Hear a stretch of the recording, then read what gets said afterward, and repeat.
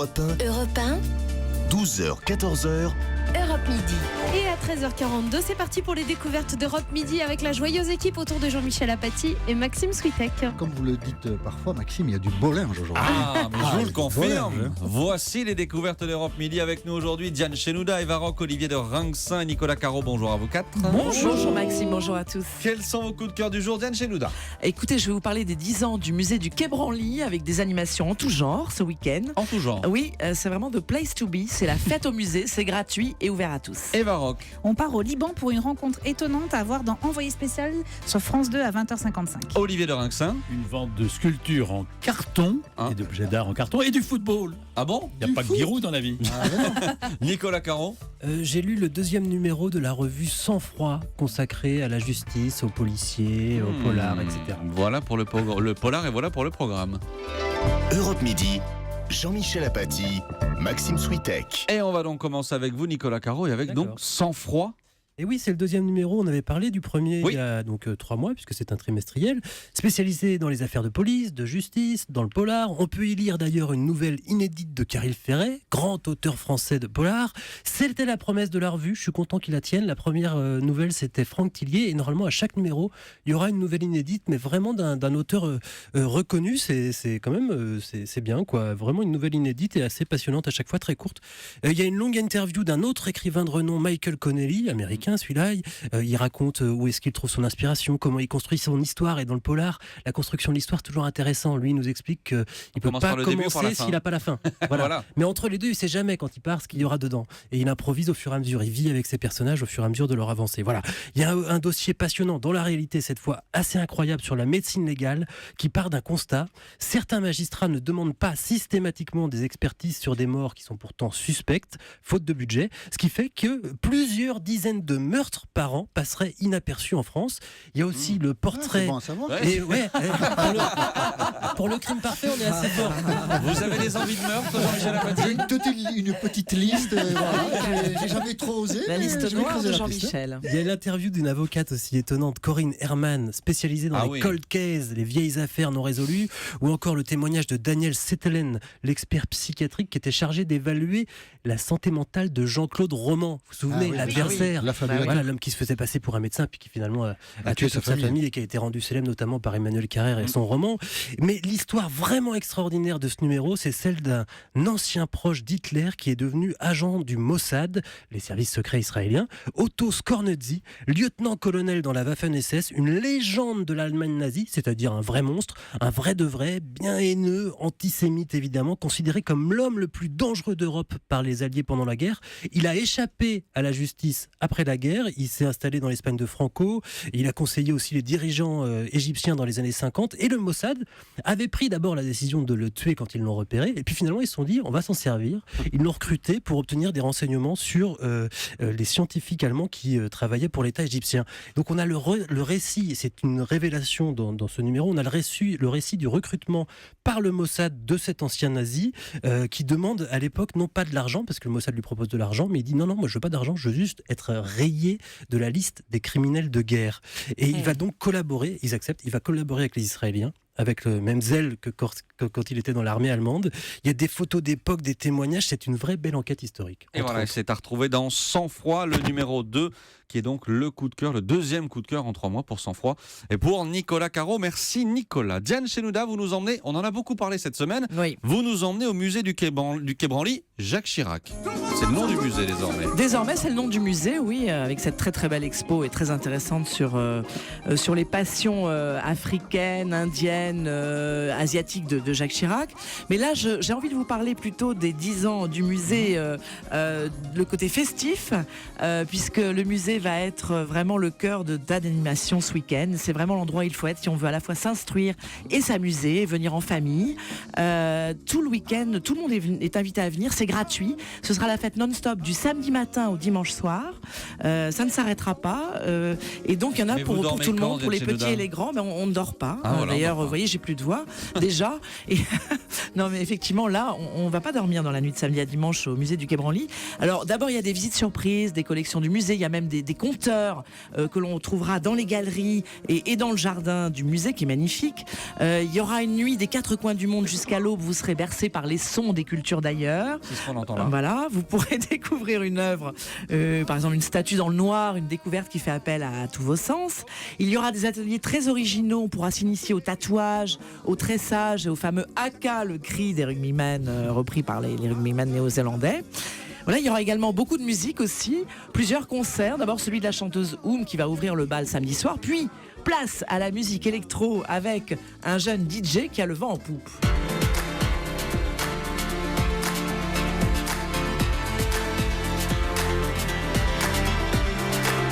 C'est qui? Alors, je ne sais pas si vous le reconnaissez, c'est un jeune DJ qui s'appelle Tilassine.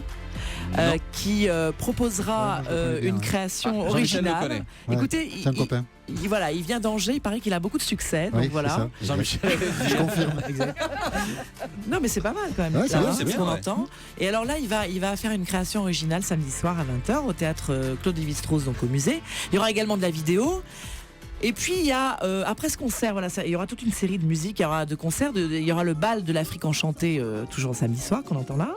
Et puis beaucoup plus zen, vous pourrez même participer à des séances de yoga sur le toit Ah, terrasse ça va du nous faire du musée, bien, ça. voilà.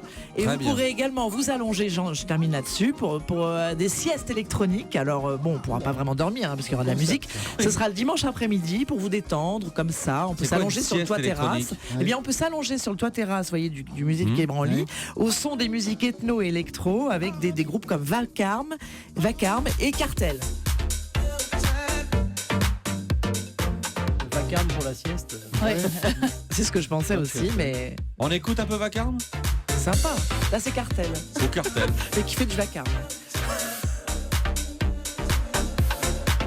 Sympa quand même. Oui, mais Nicolas a raison. C'est vrai que pour la sieste, Non, mais c'est des siestes électro. Hein. hein, c'est des siestes électro. Voilà. On peut C'est un rêver concept. au son des Les musiques. siestes où on dort pas, quoi. Voilà. Ah, donc Il y vous a- dormez pas la nuit. Il y a plusieurs siestes où on ne dort pas. Non, mais on d'ailleurs. peut s'allonger. On va pas découvrir la lune non plus. Hein. Ah, sacré Jean-Michel Apathy. C'est votre ricanement qu'il faudra couper là. Non, mais ça donne quand même envie d'y aller. hein, moi, Et je c'est trouve. donc au musée du Vous êtes trahi, Maxime. en lit ce week-end. On embrasse Mathieu Noël. Il y a de quoi faire. Je suis Il d'accord. doit se régaler en nous écoutant. Il a de quoi faire, oui. Ah mon Dieu. Merci Diane. Ah bah, je vous en prie, Maxime, Voilà. c'est avec plaisir. Voilà, tous au musée du Quai Branly, Jacques Chirac ce week-end. Week-end exceptionnel pour les 10 ans du musée. Dans un instant, la suite des découvertes d'Europe Midi. À tout de suite. Europe Midi, Jean-Michel Apathy, Maxime Switek. Et à 13h53 sur Europe 1, voici la suite des découvertes d'Europe Midi avec des ventes aux enchères, du foot et de la télé. Oui, vente aux enchères avec vous, évidemment, Olivier de Rinxin. Vente aux enchères un peu particulière, des objets d'art en carton aujourd'hui. Bah oui. Ça veut pas dire en toc. Mais non, ce sont des vraies sculptures et des vrais objets en carton. Ça vient de l'atelier Saigon. Autrefois, il y avait un marchand du quartier de Rouault qui est allé au Vietnam en vacances et puis il y a rencontré un jeune sculpteur qui travaillait non pas de l'argile mais de la pâte de carton. Il lui a commandé d'abord un hippopotame. Commandé un hippopotame de Ouais. 2 mètres de long. Pourquoi pas. Et puis après des globes terrestres, le tout fait avec de la pâte de carton. Et en fait, cet atelier Saigon a redécouvert la technique du carton-pâte qui servait par exemple pour faire des globes terrestres au XVIIe, au XVIIIe siècle. On utilisait la pâte de carton. Vous prenez quelques tonnes de vieux carton, vous les triturez harmonieusement et vous obtenez une pâte épaisse qui sèche. Alors, ça sèche là au vent de la rivière de Saigon. Et d'ailleurs, c'est comme la Garonne et la Gironde. La rivière de Saigon, c'est un fleuve. En fait, bon, peu importe. Et à Drouot, dans cette vente, on trouvera l'hippopotame de 2 mètres de long, et puis aussi un rhinocéros plus petit, des éléphants stylisés, des animaux stylisés, mais aussi une girafe, un sanglier, une chèvre, un dinosaure, un autre animal, des chaises, alors pour celles qui veulent se meubler, il y a du rustique, compter 250 € pièce, c'est relativement raisonnable. Ah oui, pour- c'est raisonnable. Mais ouais. on peut s'asseoir dessus. Y compris pour l'hippopotame. Étagère, non, l'hippopotame, ça sera un petit peu plus pour Ah oui. vous. Une banquette aux alentours de 1 000 €, canapé, Non, parce que tabouret. l'hippopotame au fond du studio là-bas, moi je le verrais bien. Mais bon, Oui, bref. d'accord. 2 Ouais, mètres. Oui, Ouais, vous voyez 2 mètres de mais disponible. oui, ça passe. Mais Ah bon. bon. Et c'est Eva Jospin qui est une artiste qui travaille le carton. Voilà, mais là, c'est de la pâte. Hein. C'est Ouais. vraiment de la Ah. sculpture. En fait, c'est comme Ouais. de l'argile, Oui, si oui, ce n'est que ça. ça pèse beaucoup moins Ah, c'est lourd différent. et que ça sèche quand le temps le permet. Il y a une table basse pied de bonsaï, il y a une console façon corail, rocking chair, fauteuil bascule, bureau d'enfant et des cailloux en carton. C'est l'idéal pour les manifestations. Peu de dégâts. Comptez 300 € pour une dizaine de cailloux. Siglé au nom d'un syndicat, on ne demandera pas par Il y a égard. aussi une maquette de bateau. Dans la même vente, des boîtes d'architecture en coquilles d'œufs. Il y a de très très beaux objets qui ont été faits avec un décor de coquilles d'œufs, obélisque, mais aussi pour votre intérieur, un canapé, un lit. Ça, faut compter quand même dans les 3000 €. Et ce sera donc à Drouot le 29 juin, dans une semaine. Alors, visiblement, Olivier, si j'ai bien compris, les antiquaires à Paris ne sont pas tous très contents que l'Euro de foot soit organisé chez nous. Ils aiment bien le football, mais ils aiment beaucoup moins la fan zone qui est à côté du village suisse. Alors, il y a une 60aine d'antiquaires avenue de Suffren à côté de la fan zone. Donc, le village suisse est quasiment... Il n'y a plus de clients, tout simplement, mais il n'y en a pas plus à la pharmacie ou au bistrot du coin. Donc, quand il y a la fan zone, les entrées sont filtrées, etc. C'est évident que c'est pas très favorable pour le développement du commerce. Donc, le village suisse, qui vient d'ailleurs de l'exposition universelle, qui a été construit là où il y avait autrefois le village suisse de l'exposition universelle. Donc les commerçants du village suisse crient misère, même s'ils aiment le football. Courage, l'Euro de foot se termine dans un peu plus de 15 jours. Maintenant, merci Olivier de Reims. Eva Rock, votre choix télé pour ce soir, c'est Envoyé spécial. Oui, j'en ai déjà parlé ce matin, mais je voulais vous faire partager ce coup de cœur. Vous savez, régulièrement, une personnalité a carte blanche pour réaliser le sujet qui lui tient à cœur. Et là, c'est une surprise. Ce privilège revient à Bernie Bonvoisin, l'ex-chanteur du groupe Trust, voilà, qui a choisi d'aller voir des enfants syriens dans les camps de réfugiés au Liban et de leur tendre le micro pour les écouter parler d'exil, d'immigration, de cette nouvelle vie dans les camps. Et sur son chemin, par exemple, il croise la route de Shaima. Elle vit sous une tente avec sa famille. C'est quoi la différence entre la tente et la maison pour toi? C'est pas bien de vivre dans une tente. La maison garde les secrets, contrairement à la tente. Alors la jeune fille, c'est le genre de phrase que vous allez pouvoir entendre et qui calme un peu, comme on dit. La jeune fille décide ensuite de l'interviewer. Elle est très heureuse de lui poser un tas de questions sur les voyages, sur comment sont les enfants en France notamment. Mais lui, il a une dernière question pour elle. Le statut de réfugié, tu le vis comment, toi?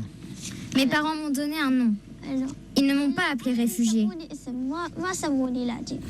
Voilà, alors ne vous attendez pas à un reportage qui est réalisé par un journaliste. Il s'agit d'un point de vue, d'un regard sur cette situation. C'est un regard qui est empathique, qui est bienveillant, bien évidemment.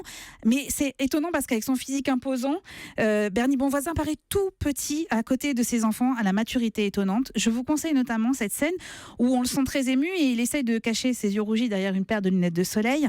Mais il y a une jeune fille qui s'appelle Aya qui a vu, qui a compris son émotion et qui vient délicatement lui enlever la larme qui coule sur sa joue. C'est très émouvant et ça fait du bien aussi de voir ça à Envoyé spécial. Juste une petite question au passage, c'est une émission particulière ce soir pour Envoyé spécial? Et oui, parce que c'est la dernière de Guylaine Chenu et de Françoise Joly, en tout cas dans la formule d'Envoyé spécial classique qu'on voit toute l'année. Après, il y aura les carnets de voyage cet été, qu'elles sont déjà enregistrés, et puis on retrouvera Élise Lucet à la tête d'Envoyé spécial à la rentrée. C'est donc ce soir à 21h sur France 2. Ben oui, sur France 2. Votre bonus, il est sur Gulli à 20h50, c'est un dessin animé. Oui, les triplettes de Belleville avec cette bande originale. La peau tirée par des machines à clous. Moi je veux être flippé, triplement frippé comme une triplette de Belleville. Vous avez reconnu la voix, c'est M. Mais oui, évidemment. Ce film d'animation de Sylvain Chomet qui vaut le détour, alors pas seulement pour cette bande originale, c'est l'histoire de Champion. C'est un fan de vélo qui se fait enlever par des mafieux pendant le Tour de France. C'est un petit bijou de l'animation avec de la nostalgie, du burlesque et de la très très bonne musique. Et ça fait du bien aussi. Et Eva Rock vous le conseille aussi. Merci Eva, merci à toute la bande des découvertes. Comme d'habitude d'être venus aujourd'hui dans ce studio. On se retrouve demain, Jean-Michel? Demain à midi pour une nouvelle édition d'Europe Midi. J'accueille tout de suite France.